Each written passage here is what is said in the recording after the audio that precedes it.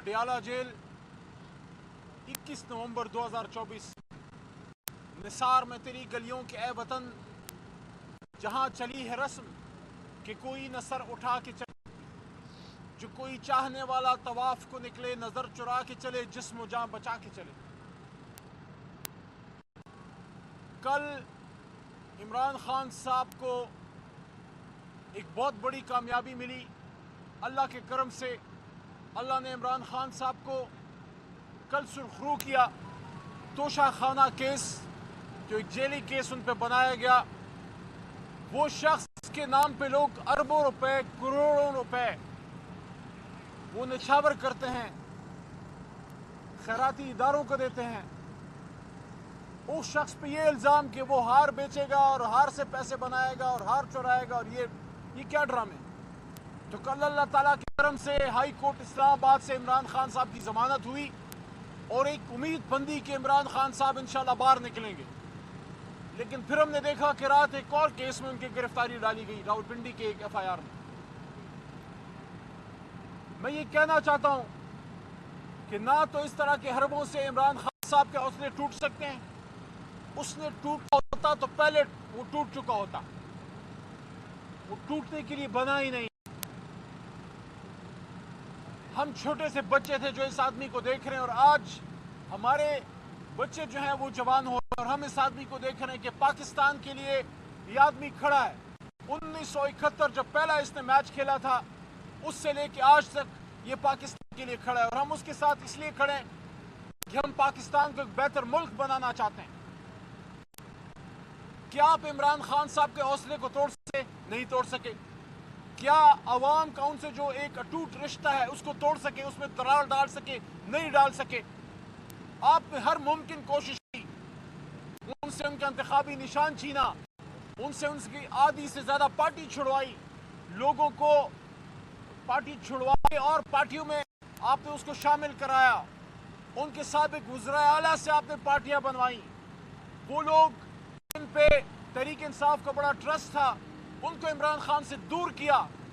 लेकिन उसके बावजूद कौम ने 8 फरवरी को आपको मैसेज क्या दिया कि आप चाहे जो भी करें, कौम फैसला ये कर चुकी है कि पाकिस्तान को ठीक होना है, और ठीक इमरान खान और तहरीक इंसाफ के हाथ से होना है। आपने अपनी कोशिश ये करके देख ली कि रजीम चेंज हुई। रजीम चेंज में इस मुल्क के इदारों, तमाम जिम्मेदार लोगों का और पूरे जमहूरी सिस्टम की जिम्मेदारी थी कि आपस के इख्तिलाफ में हम दूसरे के खिलाफ किसी भी हद तक जाते हैं, लेकिन जब बात मुल्क आती है फिर हमें जिम्मेदारी है, कौमी फरीजा है, हम उस वक्त के वज़ीर आज़म के हाथ मजबूत करते।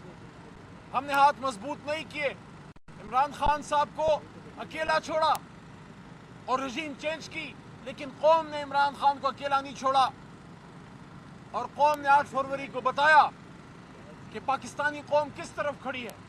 आपने फॉर्म 47 की हुकूमत बनाई, आप बताएं क्या कोई पाकिस्तानी उसको मानता है? वो हुकूमत जिसके पीछे अवामी मैंडेट नहीं है। अवामी मैंडेट के बगैर आमिरियत तो चल सकती है क्योंकि इसके पीछे ताकत होती है, लेकिन अवामी मैंडेट के बगैर जमहूरियत नहीं चल सकती, क्योंकि जमहूरियत चलती है अवाम की ताकत से, अवाम की मर्जी से, अवाम की मंशा से। अब भी वक्त है, अब भी वक्त है। अगर इस मुल्क को जमहूरियत से चलाना है तो फिर जमहूर की माननी पड़ेगी। क्या वक्त नहीं आ गया कि एक नया इमरानी मुआहदा लिखा जाए, एक कमिटमेंट हो इस कौम के साथ? ये कौम ने बड़ी कुर्बानियां दे दी, हमेशा कुर्बानी हम कौम से मांगते हैं। अशराफिया कब कुर्बानी देगी? इस मुल्क की एलीट कब कुर्बानी देगी? वो लोग जो करोड़पति हैं, जो अरबोपति हैं, जो इस मुल्क में जब अपना करियर स्टार्ट करते हैं, चाहे वो किसी इदारे में हो, चाहे वो सियासत में हो, ब्यूरोक्रेसी किसी भी जगह पे हो, उनकी स्टार्ट क्या है और उनकी इंतहा क्या है? हमारे सामने तो मिसाल हुजूर नबी करीम सल्लल्लाहु अलैहि वसल्लम और उनके साथियों की है। जब हजरत अबू बकर सिद्दीक रज़ियल्लाहु अन्हु, उमर फारूक रज़ियल्लाहु अन्हु, बाकी बड़े बड़े हमारे जय्यद इस्लामी तारीख के नाम जब दुनिया से जा रहे तो क्या छोड़ गए? और आज मामूली सा शख्स मामूली सी इब्तिदा से शुरू होता है, और जब वो अपनी इंतहा को टच करता है तो फिर क्या जजीरे और क्या बरियाज़मों में उनके جو ہے محل اور کیا ان کے اثاثے، کیا یہ غریب ملک کو شبہ دیتا ہے؟ ہمارے پڑوس میں ہندوستان ہے، ہمارا حریف ہے، ازلی دشمن ہے، اس سے ہماری جنگیں ہوئی ہیں. ان کے سابق وزیر اعظم کو دیکھ لیں، ان کے سابق سربراہان جو اداروں کے ہیں ان کو دیکھ لیں. کبھی کسی نے نام دیکھا کہ پاکستان سے باہر ان کے اثاثے ہیں؟ یہ پاکستان کب ٹھیک ہوگا؟ اور جو ٹھیک کرنے کے لیے نکلا ہے اس کو آپ نے جیل میں ڈال دیا.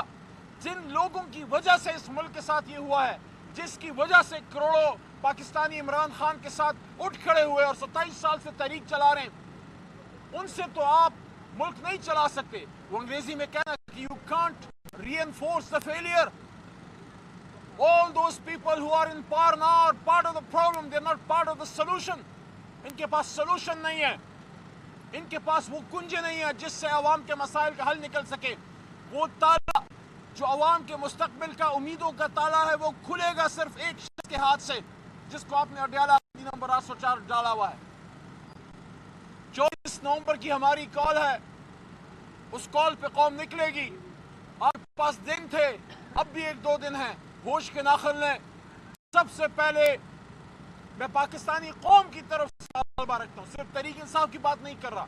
26ویں آئینی ترمیم بھی غلط ہوئی، آئین و قانون کی حکمرانی بھی چاہیے، مینڈیٹ کی واپسی بھی چاہیے، لیکن قوم کا آج صرف ایک نعرہ ہے، سب سے پہلے عمران خان ہمیں باہر چاہیے، اس کے بعد باقی تمام مسائل کا حل انشاءاللہ نکل آئے گا. اور جو میں نئے عمرانی معاہدے کی بات کر رہا ہوں وہ کیوں کر رہا ہوں؟ عمران خان صاحب کو باہر آنا چاہیے. عمران خان صاحب باہر آئیں، پھر تمام پولیٹیکل فورس بیٹھیں اور ایک نئی انڈرسٹینڈنگ ڈیولپ کریں کہ اسٹیبلشمنٹ کا کیا رول ہوگا، سیاستدان کا کیا رول ہوگا، وزیر اعظم کیا کرے گا. کیا ہمیشہ وزیر اعظم یا کال کوٹلی میں ڈال جائے گا یا شہید ہوگا یا ملک سے باہر دربدر ہوگا؟ ایسا کیوں نہیں ہو سکتا ہے کہ ایک وزیر اعظم کو 5 سال ملیں اور پھر عوام اس کا احتساب کرے؟ اسٹیبلشمنٹ ادارے ملک کی حفاظت کے لیے لازم و ملزوم ہیں، وہ بھی تب مضبوط کام کر سکیں گے جب ملک میں پولیٹیکل سٹیبلٹی ہو.